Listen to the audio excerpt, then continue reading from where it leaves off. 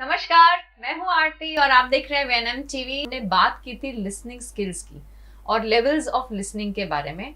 हमारे एक्सपर्ट ने काफ़ी सारे ऐसे पॉइंट्स हमें बताए जो हम दिनचर्या में जिन्हें यूज़ कर सकते हैं ताकि पेरेंट्स और बच्चों के बीच का जो कन्वर्जेशन है वो अच्छा हो सके। उनके बीच में जो बातचीत होती है, किस तरह उस बातचीत से आप बच्चों की लिसनिंग स्किल्स इम्प्रूव कर सकते हैं, उन सभी पर हमारे एक्सपर्ट ने बात करी थी। लेकिन आज इस हफ्ते हम इसी टॉपिक को आगे और लेकर चलेंगे, थोड़ा और डिटेल में बात करेंगे कि ऐसी कौन सी एक्टिविटीज़ हैं, सिंपल एक्टिविटीज़ जो आप एज अ पेरेंट या फिर एजुकेटर अडॉप्ट कर सकते हैं ताकि बच्चों की लिसनिंग स्किल्स को हम बेटर कर सकें।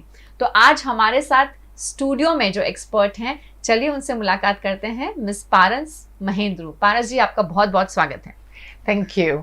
ये एक एजुकेशन कंसल्टेंट हैं और चाइल्ड डेवलपमेंट बैकग्राउंड में पिछले 20 साल से अपना योगदान दे रहे हैं। इन्होंने इंक्लूसिव एजुकेशन के ऊपर भी काफ़ी काम किया है।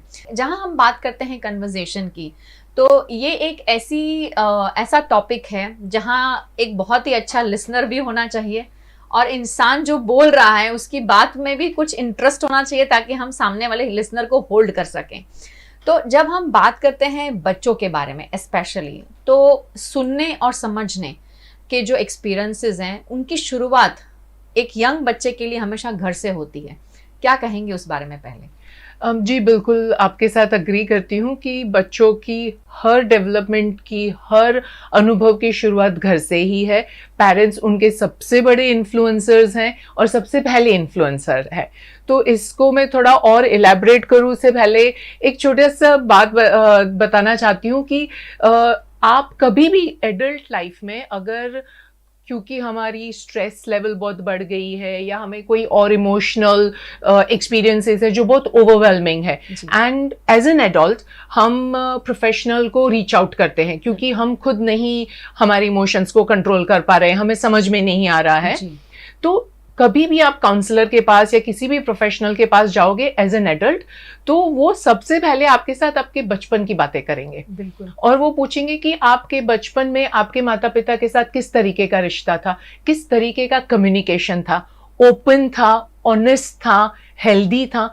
ये क्यों पूछते हैं? क्योंकि बचपन के जो अनुभव है, जो फॉर्मेटिव ईयर्स में बच्चे जिन अनुभवों से गुजरते हैं, उनका इम्पैक्ट एडल्ट लाइफ में भी रहेगा। तो it kind of sets the tone for rest of your life. तो पेरेंट का इन्फ्लुएंस बहुत ज्यादा है।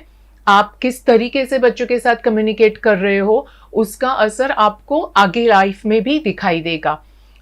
एक दूसरा एग्जांपल देती हूँ कि आज आधुनिक लाइफस्टाइल है हमारा, बहुत सारे डिमांड्स हैं और हम कहते हैं ना कि it takes a village to raise a child, पर वो विलेज बहुत श्रिंक हो गया है। कई जगहों पे तो 2 ही मॉम एंड डैड है, कई फैमिलीज में सिंगल पेरेंट्स हैं। तो इस सिचुएशन में और साथ साथ में आपको टेक्नोलॉजी भी आपकी लाइफ का एक बहुत बड़ा हिस्सा हो गई है। तो जो पहले था कि आप 9 to 6 का जॉब था, 6 बजे घर आए, बाकी सब भूल गए, दूसरे दिन जॉब का टेंशन है, वो नहीं रहा है। तो उसका भी इम्पैक्ट हम किस तरीके से कम्युनिकेट करते हैं बच्चों पे, उस पे हो रहा है कि भाई आप घर पे आए और आप ईमेल देख रहे हो, उसी वक्त बच्चा भी डिमांड कर रहा है अटेंशन। तो कई बार हम कह देते हैं कि हाँ रुक जा, बाद में, ठीक है। ये इस तरीके के जो रिस्पॉन्सेज होते हैं बहुत नेचुरल है और एक दो जने के साथ नहीं, सबके ही साथ होता है ये। तो इससे क्या कम्युनिकेट होता है कि अननोइंगली, कोई भी पेरेंट ये जानबूझ के तो करेगा नहीं, पर अननोइंगली ये कम्युनिकेट हो जाता है कि आप जो बोल रहे हो उसकी अहमियत बहुत नहीं है। Correct. तो वो बच्चे का फिर उस बच्चे के बिहेवियर पे इम्पैक्ट दिखेगा। In the long run the child में विड्रॉ, या फिर बच्चा नेगेटिव अटेंशन का सीखेगा कि मैं थोड़ा चिल्लाऊं, थोड़ी 2-4 खिलौने पटकूं तो ये मोबाइल फोन बाजू पे रख के मेरे साथ बात करेंगे। तो ये सब चीजों का बहुत ही असर होता है फॉर्मेटिव ईयर्स में। और दूसरा एक point I would like to raise is कि रिसर्च के थ्रू हमें ये भी पता है कि जिन बच्चों को अर्ली इयर्स में बहुत ही लैंग्वेज रिच एनवायरनमेंट मिला है, कि जहाँ पे माँ बाप इफेक्टिव कम्युनिकेशन यूज करते हैं और बेड टाइम स्टोरीज कही जाती है और माँ बाप का खुद का वोकैबुलरी, शब्द भंडोर काफी अच्छा है, तो ये बच्चों को आगे फ्यूचर में रीडिंग राइटिंग में बहुत आसानी हो जाती है। और ये बच्चों को, हमें पता है कन्वर्सेशन की ज़रूरत है रिलेशनशिप बिल्डिंग में, फ्रेंडशिप के लिए, तो इन चीज़ों में भी बहुत ही आसानी हो जाती है। So to wrap it up, parents का इन्फ्लुएंस, उसके लिए मेरे पास शब्द नहीं है, इतना अहम है। करेक्ट, बहुत सही बताया पारस ने। काफ़ी सारे एग्जाम्पल्स भी हमें इस सिचुएशन के साथ रिलेट करके बताएं कि आप एज अ पेरेंट, आपका जितना भी योगदान फॉर्मेटिव ईयर्स में देते हैं वो बहुत ज़्यादा महत्वपूर्ण है, और जितना आपका योगदान पॉजिटिव होगा वो डेफिनेटली बच्चे की ग्रोथ और डेवलपमेंट को भी पॉजिटिव बनाएगा। ये हम अगर कहें तो नटशेल में उन्होंने कहने की कोशिश की है। पारस, अगर हम अब डिटेल में जाना चाहें हमारे कन्वर्जेशन के बारे में या लिसनिंग स्किल्स के बारे में, एज अ पेरेंट, क्योंकि हम बातें तो बहुत सारी करते हैं कि हमें ये करना चाहिए, बहुत ही अच्छा एनवायरनमेंट बनाना चाहिए, लेकिन वो एनवायरनमेंट कैसे बनाएं, अगर हम उस पर बात करें तो आई थिंक वो हमारी ऑडियंस में जो पेरेंट्स हैं, एजुकेटर्स हैं, उनको काफ़ी फ्रूटफुल रहेगा कि अगर पेरेंट्स को अच्छे अनुभव लिसनिंग के, सुनने और समझने के अपने बच्चों को देने हैं, तो किस तरह का एनवायरनमेंट उन्हें डेवलप करना चाहिए? जी, जैसे मैंने कहा कि पेरेंट्स को इफ़ेक्टिव कम्युनिकेशन इस्तेमाल करना पड़ेगा। तो इफ़ेक्टिव कम्युनिकेशन मीनिंग कि एक्टिव लिसनिंग एंड रिस्पॉन्डिंग। तो आपके पिछले एपिसोड में भी इसके बारे में थोड़ा सा डिस्कशन हुआ था कि आप अगर बच्चे के साथ बात कर रहे हो तो बी प्रेजेंट। तो उसका मतलब क्या है कि बी प्रेजेंट मतलब फिजिकली प्रेजेंट नहीं, आपका ध्यान बच्चे की तरफ केंद्रित होना चाहिए। और आप बच्चे के साथ जब बातचीत करते हो या बच्चा अपने बारे में कुछ बताता है तो there should be an emotional connection. कि अगर बच्चे ने कहा कि आज मेरा दोस्त ना क्लास में मेरे साथ नहीं बैठा, स्नैक टाइम पे वो किसी और के साथ बैठा, तो हाँ ऐसा हुआ था, ये एक रिस्पॉन्स है। दूसरा रिस्पॉन्स ये भी हो सकता है कि अरे आप बहुत उदास हो गए होगे उस समय पे। तो ये एक्टिव लिसनिंग है कि हम किस तरीके से उस बात को रिएक्ट करते हैं, बच्चे के इमोशंस के साथ किस तरीके से कनेक्ट करते हैं। तो ये बहुत जरूरी है कि हम सबसे पहले खुद को अवेलेबल बनाएं, physically as well as emotionally, और attention should be on the child. और दूसरा है कि जैसे मैंने पहले कहा कि मॉडर्न लाइफ के खुद के बहुत सारे डिमांड्स हैं। तो अगर आप दोनों काम करते हो या आप सिंगल पेरेंट हो तो ऑफिस से आके ही सीधा मैं ये नहीं कहूंगी कि अभी आप ना बच्चों के साथ ही टाइम स्पेंड करो, वो मुमकिन ही नहीं है, किसी के लिए भी मुमकिन नहीं है। तो मेरा सजेशन ये रहेगा कि सेट बाउंड्रीज एंड कम्युनिकेट कि अगर मैं ऑफिस से आई हूं तो definitely I am going to greet you, give you a hug, और फिर अभी मुझे तुम 15-20 मिनट दे दो जिसमें मैंने चाय पी ली, कॉफी पी ली, थोड़ा रिफ्रेश हो गए, फिर उसके बाद मैं आपके साथ खेलूंगी या आपकी बात सुनूंगी।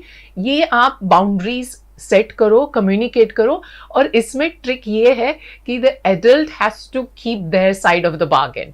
अगर हम कंसिस्टेंटली हमने जो प्रॉमिस किया है वो फुलफिल नहीं कर पाएंगे तो ये इफेक्टिव बहुत नहीं रहेगा। सो ये सिंपल सी कुछ चीजें हैं जो आप इमीडिएटली इंप्लीमेंट कर सकते हो।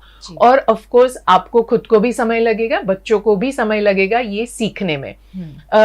कई बार हम जब बच्चों के साथ बात करते हैं तो जैसे मैंने कहा अटेंशन कितना है उसके ऊपर भी काफी फर्क पड़ जाता है। तो बच्चों को हमेशा ये आदत होती है कि कुछ भी देखेंगे ना वो पॉइंट आउट करेंगे, मम्मी बिल्ली, मम्मी कुत्ता, वो दिख रहा है, सबको दिख रहा है, पर उन्होंने जरूर पॉइंट आउट करना है। तो यहाँ पे भी दो ऑप्शंस है आपके पास, हाँ देखा, मैंने भी देखा। दूसरा रिस्पॉन्स है काली बिल्ली, और कुत्ता कैसे भौंक रहा है। तो यहाँ पे क्या हो रहा है कि अगेन यू आर कम्युनिकेटिंग कि मैं कनेक्टेड हूं आपके साथ, आप जो बोल रहे हो मैं उसके ऊपर मेरा ध्यान है।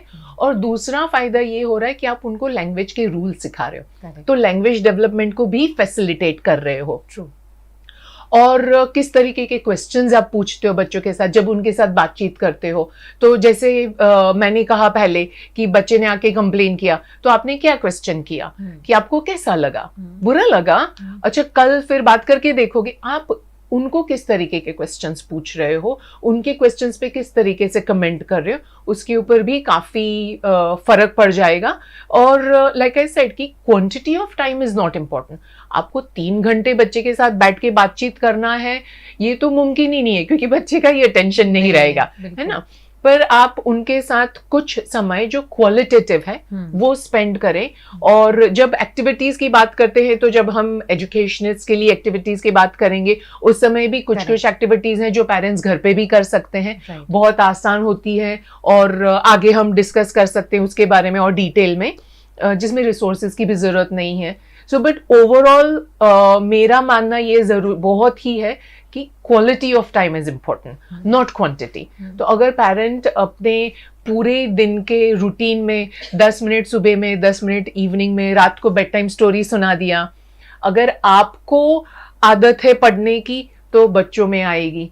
हर चीज में पिछली बार भी आपके एपिसोड में ये था कि आपको रोल मॉडल बनना है, तो if you are an effective role model तो बच्चे अपने आप सीखेंगे। अगर बच्चे देखते हैं कि पेरेंट्स के बीच में इफेक्टिव कम्युनिकेशन है, एक्टिव लिसनिंग एंड रिस्पॉन्डिंग है, तो वो ऑब्जर्व कर रहे हैं, वो अपने आप सीखेंगे। So it's quite easy if you think about it. पर जैसे मैंने कहा कि समय लगता है और थोड़ा प्रैक्टिस करना पड़ेगा सबको ही, तो बहुत आसानी से फिर आप अचीव कर सकते हो। पारस, अब हम बात करते हैं स्कूल के बारे में। जब बच्चे हैं स्कूल जाते हैं, और अब आप भी जानते हैं क्योंकि आप भी स्कूल में स्ट्रक्चर में टीचर्स के साथ काम करती हैं, स्कूल्स के साथ काम करती हैं, क्लास स्ट्रेंथ काफ़ी ज़्यादा होती है। एक क्लास में अगर हम बात करें, I think on an average 32 to 40 kids एक क्लास में होते हैं। फिर चाहे हम प्री स्कूल की बात करें या क्लास ग्रेड 1 ऑनवर्ड्स बात करें, कितना ज़रूरी है एक टीचर के लिए अपने बच्चों को सुनना और उन्हें समझना और फिर रेसिप्रोकेट करना। अगेन मेरा आंसर यही है कि बहुत ही ज़्यादा ज़रूरी है। और स्कूल के बारे में ये भी हमें ध्यान रखना है एज प्रैक्टिशनर्स, एजुकेटर्स, कि ये बच्चे का कंफर्ट जोन धीरे धीरे बनेगा। तो शुरू में तो बच्चों के लिए ये अलग एनवायरनमेंट है, अलग लोग हैं, घर की सेफ्टी सिक्योरिटी को छोड़ के आए हुए हैं, तो उस समय भी काफ़ी सारी चैलेंजेस रहती है। तो हमें ये हमेशा ध्यान रखना है कि ये हमारी रिस्पॉन्सिबिलिटी है एज प्रैक्टिशनर्स, एज एजुकेटर्स। हमारी रिस्पॉन्सिबिलिटी है कि हम एक ऐसा एनवायरनमेंट क्रिएट करें जो बच्चों को सेफ फील कराए, वेलकम फील कराए, उनको ये कम्युनिकेट करे हमारी बिहेवियर के थ्रू, हमारे कन्वर्सेशंस के थ्रू कि वी चेरिश यू, और आप जो कर रहे हो उसमें हमें बहुत दिलचस्पी है। तभी बच्चे बातचीत करेंगे हमारे साथ, तभी बच्चे कम्युनिकेशन स्टार्ट करेंगे। और ये भी हमें पता है कि हर बच्चा अलग है, हर एक का अपना तरीका है बात पेश करने का। तो ये भी बहुत ज़रूरी है कि हम ऑब्जर्व करें बच्चों को, कितना ऑब्जर्व करते हैं उनके प्ले के थ्रू। जैसे फॉर एग्जांपल कि प्ले इज़ वन मीडियम जहाँ पे बच्चे अपने आसपास की दुनिया को they make sense of the world around them, right. और उनके जो अनुभव रहे हैं वो अनुभव ज्यादातर बच्चे प्ले में एक्ट आउट करेंगे, and they will try to make sense of these experiences. तो ये क्या हो रहा है, बच्चा कम्युनिकेट कर रहा है कि मेरी लाइफ में, मेरे रोजिंदा जीवन में ये सब चीज़ें हो रही है, ये सारी घटनाएं हो रही, तो ये कम्युनिकेशन है। और एज प्रोफेशनल्स ये हमारा रिस्पॉन्सिबिलिटी है कि हम वो चीज़ों को आइडेंटिफाई करें और उसको रेसिप्रोकेट करें, रिस्पॉन्ड करें जहाँ जहाँ पे ज़रूरत है वहाँ पे। Drawing is another way. Drawing के थ्रू भी हम काफ़ी सारी बच्चों की चीज़ों के बारे में समझ सकते हैं। These are all non verbal communications, right. और मुझे लगता है जहाँ तक स्कूल की बात है, तो स्कूल में टीचर्स और पेरेंट्स को साथ में आके काम करना है। पेरेंट्स और टीचर्स के बीच में कोलैबोरेशन होना चाहिए। पेरेंट्स और टीचर्स के बीच में ओपन, ऑनेस्ट, फ्रैंक कन्वर्सेशन होना चाहिए, डायलॉग होना चाहिए, क्योंकि पेरेंट्स के पास इतनी सारी इंफॉर्मेशन होती है जो हमारे पास नहीं होगी। क्योंकि हमारे पास बच्चे स्कूल में 5 घंटे 4 घंटे हैं, वो लिमिटेड टाइम पे है, तो उनके पास काफ़ी सारी इंफॉर्मेशन है जिसका हमें फ़ायदा हो सकता है बच्चे को समझने में, एंड वाइस वर्सा। ठीक है, सिंपल सी बात है, अगर पेरेंट्स का और टीचर्स का कन्वर्सेशन ऑनेस्ट और फ्रैंक और ओपन है, तो बच्चा देखेगा कि हाँ, मॉम और डैड काफ़ी कंफर्टेबल है, तो इसका मतलब है कि ये इंसान ट्रस्टवर्दी है। करेक्ट, ठीक है, सबसे पहले तो वो एक फ़ायदा हो जाता है। हमने ये भी देखा है कि कई बार पेरेंट्स और टीचर्स के बीच में मिसकम्युनिकेशन हो जाती है, मिसअंडरस्टैंडिंग हो जाती है। इसका इम्पैक्ट बच्चे पर आता है कि बच्चा बोलेगा मैं स्कूल नहीं जाऊंगा, ये हमने कई बार सुना है, कई बार देखा भी है। तो ये बहुत जरूरी है कि हम ओपन कम्युनिकेशन सिर्फ बच्चे के साथ नहीं, उसकी फैमिली के साथ भी एस्टेब्लिश करें, तभी हम एक्टिव लिसनर्स बन पाएंगे, तभी हम बच्चों की जरूरतों को रिस्पॉन्ड कर पाएंगे। ट्रू। पारस, हमारे जितने भी एजुकेटर्स हैं जो हमें अभी देख रहे हैं, और इवन द पेरेंट्स, जैसे आपने पहले भी मेंशन किया, क्या आप कुछ ऐसी सिंपल एक्टिविटीज हमें बता सकते हैं जो इवन टीचर्स कैन प्लान उनके क्लास में, और even parents can use them at home? तो अगर आप बताएं कुछ। जी बिल्कुल। तो एक्टिविटीज के बारे में मैं बताऊं उससे पहले मुझे सिर्फ एक बात पॉइंट आउट करनी है कि हम एज एडल्ट्स कभी कभी सोचते हैं कि मैं बोलूंगी, मैं प्रवचन दूंगी और बच्चे सुनेंगे। ये नामुमकिन है। अर्ली इयर्स में ये पॉसिबल है नहीं। Movement is essential early years में। तो हम कभी भी ये प्लान कर रहे हैं कि मुझे बच्चे के लिसनिंग स्किल्स को इन्हांस करना है, रिफाइन करना है, तो कोशिश ये होनी चाहिए कि इसको मूवमेंट के साथ हम कैसे मिला सकते हैं, इसको हम प्ले के थ्रू कैसे कर सकते हैं। तो जरूरी नहीं है कि लिसनिंग स्किल्स सिर्फ बैठ के ही डेवलप होती है, वो घूमते फिरते खेलते फिरते भी हो जाती है। ठीक है। तो सिंपल से गेम्स है, जैसे कि एक गेम है साइमन सेज। तो उसमें आप सिंपल से कमांड्स देते हो और बच्चों को मूवमेंट करना है। Simon says touch your nose, Simon says touch your head. तो बच्चे को सुनना है और उस हिसाब से एक्ट आउट करना है। यहाँ पे कई बार मैंने देखा है कि टीचर्स बहुत इन्वॉल्व हो जाती है और वो खुद भी वही एक्शंस करने लग जाती है। ठीक है। तो अच्छा है, बच्चों को मोटिवेट करेगा अगर आप पार्टिसिपेट कर रहे हो तो। पर कई बार क्या होता है कि जिन बच्चों के लिसनिंग स्किल्स को रिफाइन करने की जरूरत है वो आपके विजुअल क्लूज पे रिलाई करेंगे और आपका मोटर बिहेवियर को इमिटेट करेंगे। तो इंट्रोड्यूस जब कर रहे हो तो डेफिनेटली आपको डेमोन्स्ट्रेट करना पड़ेगा, पर धीरे धीरे अगर पॉसिबल है तो आप अपना इन्वॉल्वमेंट वर्बल इंस्ट्रक्शन तक रखें और बाकी सब थोड़ा सा फेड कर ले अगर पॉसिबल है तो। और ये सिंपल सा गेम एक बार खेला, 2 बार खेला, फिर बच्चों को बोर होने लगेगा और बच्चे जैसे जैसे बड़े होते जाते हैं तो हम इसी गेम को थोड़ा और कॉम्प्लेक्स कर सकते हैं। Simon says pull your ears, तो आपने एक और चीज डाल दी उसके अंदर। Simon says tap your head, तो अगेन बच्चे को ध्यान देना पड़ेगा कि कुछ करना है, सिर्फ टच नहीं करना है, मुझे कुछ और भी करना है। और थोड़े बड़े बच्चे हैं तो आप एक से ज्यादा चीजें उसके साथ दे सकते हैं। Simon says pull your ears tap your head, तो 2 चीज, तो आप थोड़ा कॉम्प्लेक्स करते जाते हो। तो एक ही गेम है, जैसे मैंने कहा, इसमें कोई रिसोर्सेज की जरूरत नहीं है, आपको कुछ ज्यादा प्लान नहीं करना है। ये सारी लिसनिंग एक्टिविटीज ऐसी है जिसको आप फिलर एक्टिविटीज के तौर पे भी कर सकते हो, क्लास में कर सकते हो। बिल्कुल, पेरेंट्स घर पे आसानी से कर पाएंगे। ठीक है। सिमिलरली एक दूसरा गेम है अगेन लिसनिंग स्किल्स के लिए कि I spy with my little आई। तो उसमें भी I spy with my little I for something that's green. तो क्लास में आजू बाजू देख लिया कि ग्रीन कलर की कौन सी चीजें जाके लेकर आ गए। ठीक है। इसको भी आप धीरे धीरे कॉम्प्लेक्स कर सकते हो और ये ऐसा गेम है जिसके थ्रू आप फोनेटिक्स भी सिखा सकते हो लैंग्वेज डेवलपमेंट में। तो for example I spy with my little I for something that begins with the sound ख। तो अगर कैट की पिक्चर है या कैट की पपेट है या टॉय कार है तो वो बच्चा लेके आ सकता है। और जैसे मैंने कहा इनिशियल साउंड क्या किया, उसी तरह आप लास्ट साउंड कर सकते हो। I spy for with my little I for something that ends with the sound. तो ये एक ही चीज को आप अलग अलग तरीके से पेश करके बच्चों के लिसनिंग स्किल्स को रिफाइन कर पाएंगे। जब टॉडलर्स की बात आती है तो आप वो म्यूजिकल टॉयज बहुत आसानी से मिलते हैं और आई थिंक हर घर में होंगे, हर नर्सरी में होंगे। तो आप उसका भी गेम बना सकते हो कि आपने बच्चों को बोला आंख कवर कर लो और आपने वो म्यूजिकल टॉय ऑन करके छुपा दिया। अभी बच्चे को आवाज सुन के ढूंढना है कि वो टॉय कहाँ पे है। तो ये घर में भी बड़े मजे से ढूंढते हैं और बिजी हो जाते हैं अच्छा खासा 5-7 मिनट के लिए। ये एक पॉसिबिलिटी है। आप रिकॉर्डेड साउंड सुना सकते हो और रिकॉर्डिंग के लिए आपको रिकॉर्डिंग करने की कोई जरूरत नहीं है। इतने सारे साउंड्स ऑनलाइन फ्री अवेलेबल है। Correct. All you have to do is download. तो व्हीकल के साउंड्स, एनिमल्स के sounds, everyday sounds like doorbell और वॉशिंग मशीन का आवाज। तो ये सब चीजों के बच्चे ने सुना, उसकी नाम बताया कि बिल्ली की आवाज सुनी या डोरबेल की आवाज सुनी। टॉडलर के साथ आप पिक्चर्स को भी यूज कर सकते हो, क्योंकि अगर वो बोल नहीं रहे हैं तो वो पिक्चर को पॉइंट करके बोल सकते कि मैंने ये आवाज सुनी। तो again you are working on the listening skills. और एक कहानियां हर क्लास में सुनाई जाती है, घर में भी पेरेंट्स कहानियां सुनाते हैं बच्चों को। तो कहानियों में हम कहानी के बारे में डिस्कशन जब करते हैं, क्वेश्चंस पूछते हैं बच्चों को, शुरुआत में क्या हुआ, एंड में क्या हुआ, तो हमें यहाँ से आइडिया आ जाता था कि कितना सुन रहे थे। बिल्कुल ठीक है।